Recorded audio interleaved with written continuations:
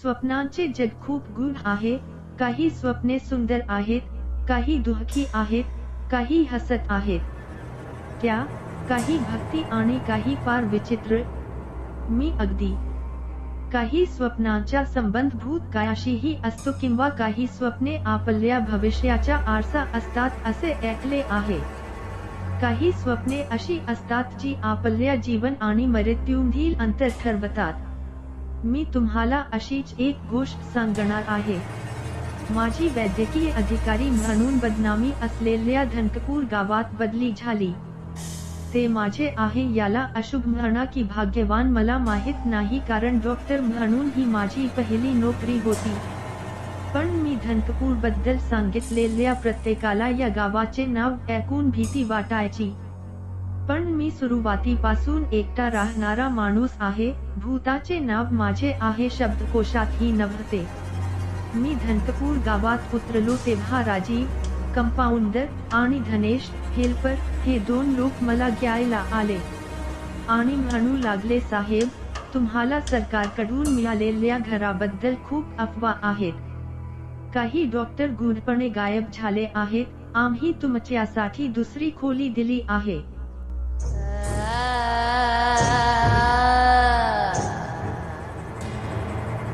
Book केले. मी म्हणालो, सरकारने घर दिले असताना मी माझे पैसे कशाला खर्च करू.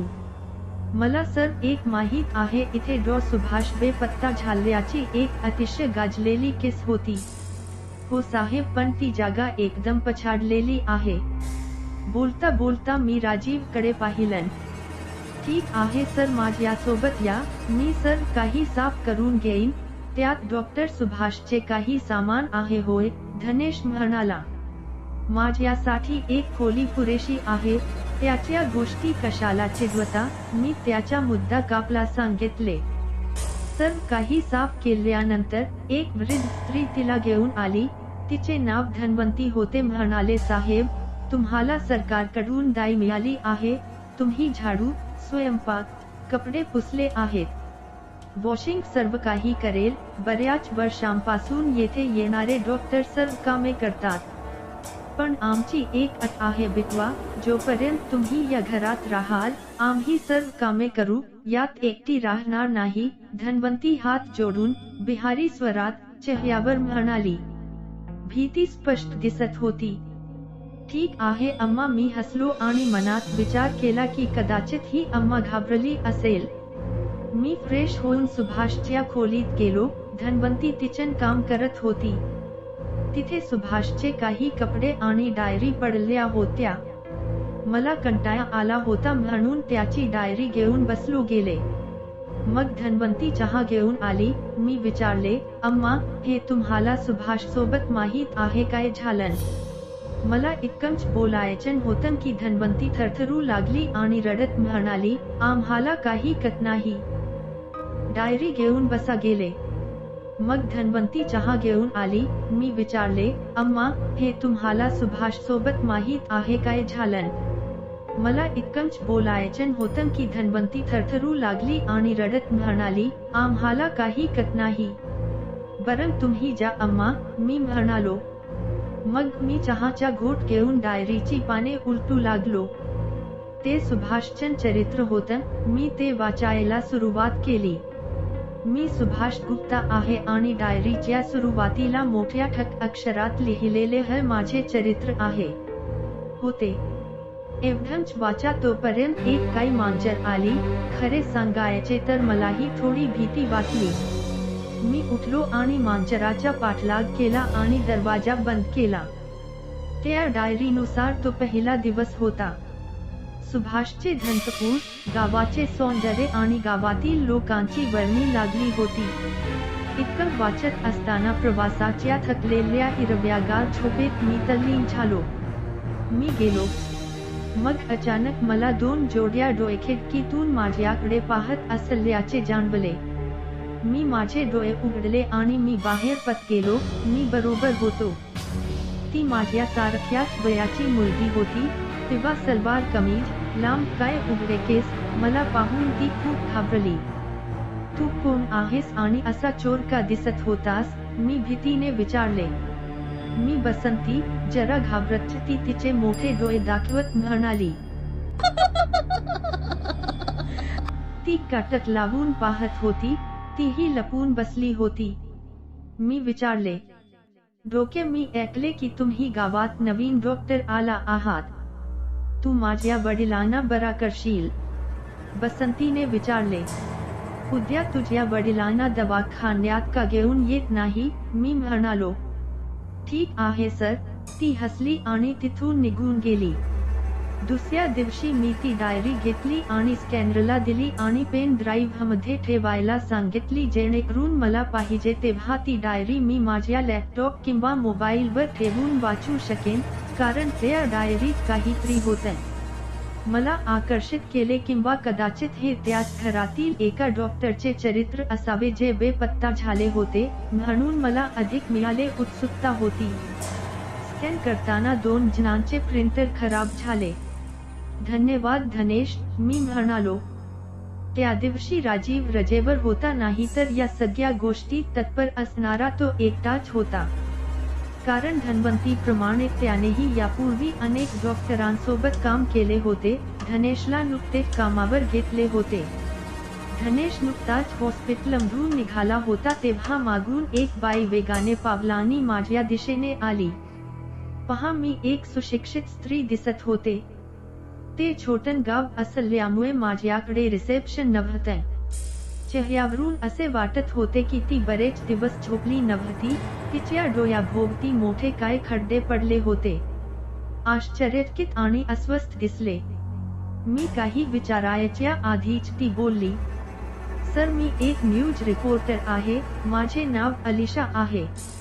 मला माझ्या चॅनलमधून काढून टाकण्यात आले होते, त्यामुळे चॅनलच्या लोकांचा विश्वास जिंकण्यासाठी मला काहीतरी वेगळे करायचे होते.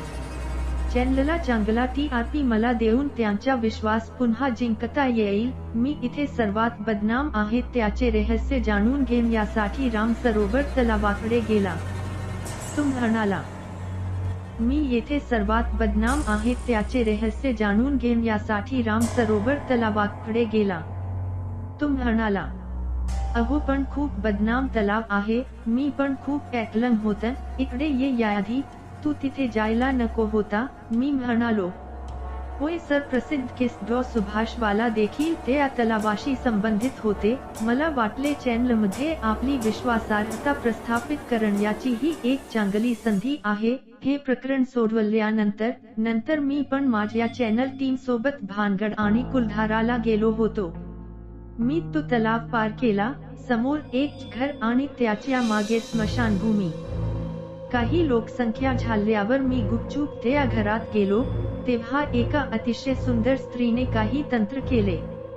जब मी पाहू लागलो, घराच्या छतावर असंख्य भूते उडत होती, भयानक चकली करत होती.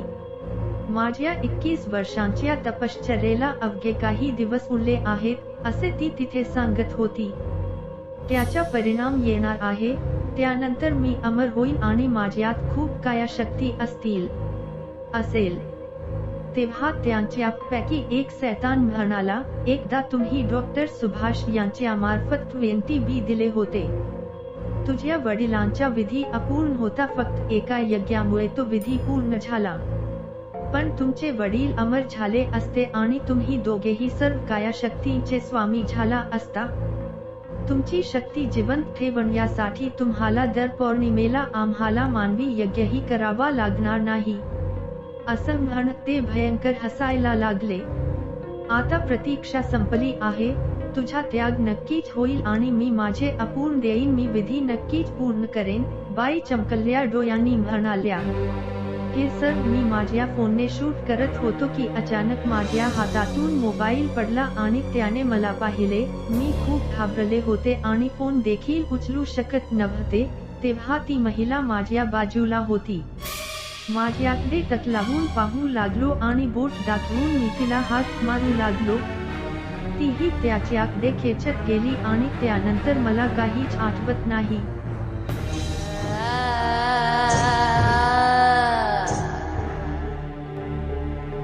नंतर शुद्धीवर आल्यावर मी तलावाच्या काठावर बेशुद्ध अवस्थेत पाहिले की एक लहानसा एक मुलगी जी पाण्यात भिजलेली होती, तिचे केस खुर्च्या बाजूला होते आणि तिचा चेहरा त्यांच्यावर झाकलेला होता. माझ्यापासून थोडं दूर, माझे कपडे हातात धरून ती जोरजोरात ओरडत होती. मी तिच्या दीदी बाजूला गेली. आज नंतर इथे झोपू नकोस.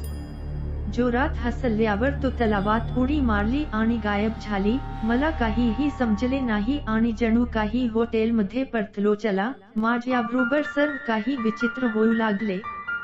काय विचित्र गोष्ट आहे, मी म्हणालो. माझ्या डोळ्यासमोर भूताचा चित्रपट चालू आहे असे मला वाटले. माझ्या आजूबाजूला असताना त्या पाण्यात भिजलेल्या मुलीने मी घातलेले कपडे हातात घेतले. मी मेल्यासारखे जोरात रडते आणि झोपताना मला वाटते विचित्र स्वप्न, ती म्हणाली. कशी स्वप्ने, मी म्हणालो. एकदा मी पाहिले की तलावाच्या पलीकडे एका महिलेने स्वप्नात माझे हात बांधले आहेत. आत टाकले. मी जोरात ओरडत होतो आणि ती बाई माझ्याकडे बघून हसत होती. हे बोल मी वेळेवर उठलो आणि मला माझ्या पलंगावर सर्वत्र पाणी दिसले आणि मला जाग आली. त्यानंतरही माझी घुसमट होत होती. म्हणजे वेळेवर जाग आली नसती तर माझा जीव गेला असता. अलिशा म्हणाली. हे कसं शक्य आहे, मी म्हटलं. माझ्यावर विश्वास ठेवा, डॉक्टर साहेब, मला झोप येत नाही आणि उठताही येत नाही. ते मोठ्याने म्हणत आहे. रडायला लागली. मला वाटले की तो मनोरुग्ण आहे, म्हणून मी त्याला औषध देण्यापूर्वी काही कागदपत्रांवर सह्या केल्या. ती एकटी असल्यामुळे आणि प्रकरणाची निकड बघून काही झाले तर मी जबाबदार असतो, त्यानेही सही केली.